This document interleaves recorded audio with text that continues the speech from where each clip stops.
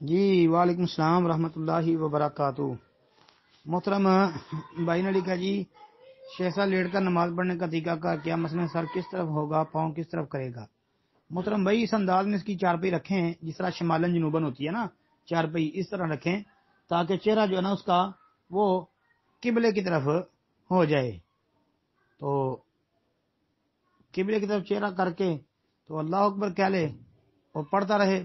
اگر قبلے کی طرف چہرہ نہیں کیا جا سکتا، دقت ہوتی ہے، تکلیف ہے کہ اس طرف چہرہ بھی نہیں کر سکتا نیچے کی طرف، تو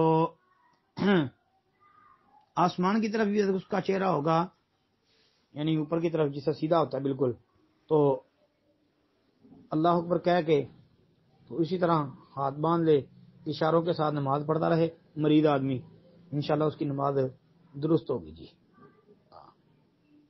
نماز کے عنوان پر کوئی کتاب آپ پڑھ لیں انشاءاللہ۔